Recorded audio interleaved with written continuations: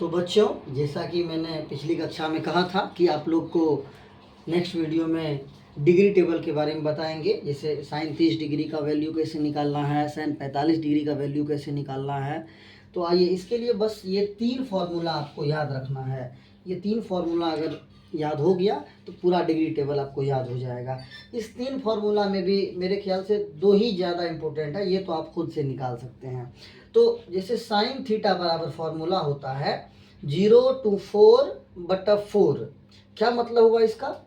इसका मतलब हुआ कि हम जो है, अगर साइन 0 डिग्री का वैल्यू पूछेगा, 0 डिग्री का, तो हम क्या करेंगे?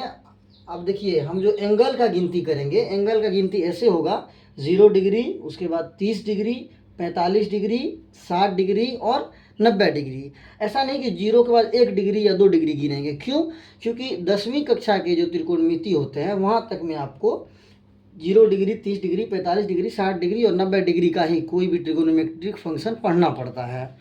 इसीलिए इस तरह से एंगल का गिनती करेंगे 0 degree, 30 degree, 45 degree, 60 degree, 90 degree. अब मान लीजिए कि हमको निकालना है साइन 0 डिग्री का वैल्यू। तो अभी आपने क्या जाना कि साइन थीटा बराबर फॉर्मूला होता है 0/4/4। तो 0 डिग्री गिनेंगे तो पहली बार में आएगा 0 डिग्री। जैसे यहाँ देखिए ना, 0 degree, 30 degree, 45 degree, 60 degree, 90 degree होता है। तो 0 डिग्री तो पहली बार में आ रहा है। तो साइन 0 ऐसे गिनेंगे तो कह रहा है कि 0/4 मतलब ना, एक बार हम लोग गिनेंगे 0 से 4 की ओर बढ़ेंगे। तो पहली बार में तो 0 ही आएगा ना, तो ऊपर में हो जाएगा 0 और नीचे में हमेशा 4 आएगा।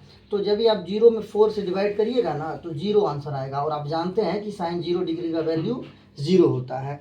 अब जैसे साइन 30 डिग्री का वैल्यू देखिए, साइन 30 डिग्री का।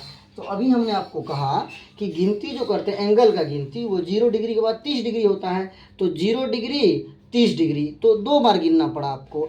तो अब यहाँ पे भी हम 2 बार आगे बढ़ेंगे 0 से 4 की ओर। तो पहले 0 फिर 1, तो ऊपर में आ जाएगा 1 और नीचे में आ जाएगा ये 4। लेकिन एक चीज़ देखिएगा, ध्यान दीजिएगा, मैं यहाँ भूल गया, यहाँ मिस्टेक हो गया। ये रूट में है, ये रूट में, आप यहाँ फॉर्मूला में देख सकते हैं ये रूट में है। तो रूट में जो है ना, तो 0 का तो 0 ही हो जाएगा और 4 का 2 अगर आप कर भी देते हैं वर्गमूल तो भी इसका वैल्यू 0 आ जाएगा। ठीक है। अब ये भी आएगा आपको रूट में। तो यहाँ पे आप देखिए 1 का वर्गमूल जो है 1 आएगा और 4 का वर्गमूल जो है वो 2 आएगा। तो इस तरह से साइन 30 डिग्री का वैल्यू हो गया 1/2। और आगे अब देखिए, दूसरा हम दिखाते हैं आपको। हाँ, तो जैसे अब साइन 45 डिग्री का निकालना है, तो अभी हम बोले थे एंगल को ऐसे गिनते 0 डिग्री, 30 डिग्री, 45 डिग्री। तो 45 पे जाने के लिए 3 बार गिनना पड़ेगा। 0 डिग्री, 30 डिग्री, 45 डिग्री, 3 बार गिनना पड़ेगा। अब 3 बार 0 से 4 की तरफ बढ़ेंगे, 3 कदम। तो 0, 1, 2, ध्यान दीजिएगा 0 को काउंट करना है, 0, 1, 2। तो क्या आ जाएगा? रूट के अंदर में आ जाएगा 2 और बटे में ये 4 आएगा। तो 2/4। तो 2 का वर्गमूल क्या होगा? 2 का वर्गमूल नहीं होगा, तो हो जाएगा ये √2। अब बटे में ये 4 का वर्गमूल हो जाएगा 2। ठीक है। अब इसका प्रमेयकरण आप लोग पढ़े होंगे कि ना, कि ये √2 तो √2 रह जाएगा और नीचे में जो 2 है ना, इसमें 2 गो √2 आता है। ठीक है। तो एगो √2 से एगो √2 आपका कट जाएगा। तो साइन 45 डिग्री का वैल्यू आ जाएगा 1/√2। इसी तरह एक हम कॉस का दिखा देते हैं। एक बार जल्दी से आप लोग एक बार कॉस का देख लीजिए। जैसे मान लीजिए कि कॉस का हम 60 डिग्री का वैल्यू निकालना है, कॉस 60 डिग्री। तो एंगल कैसे गिनते हैं? 0 degree, 30 degree, 45 degree, 60 degree, 90 degree. तो 60 हमारा है। तो 0 डिग्री, 30 डिग्री, 45 डिग्री, 60 डिग्री, तो 4 कदम चलना पड़ा। और कॉस का फॉर्मूला में क्या होता है? 4 से 0 की ओर उल्टा चलते हैं, 4 से 0 की ओर।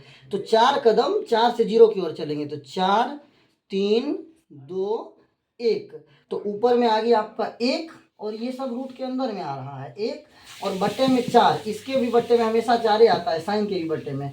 तो 1 का वर्गमूल हो जाएगा आपका 1 और 4 का वर्गमूल हो जाएगा आपका 2। तो cos 60 डिग्री का मान हो जाएगा 1/2। इस तरह से आप लोग 10 का और भी जितना उसका निकालिएगा। नहीं होगा तो हम एक वीडियो और बना देंगे आप लोगों के लिए। ठीक है।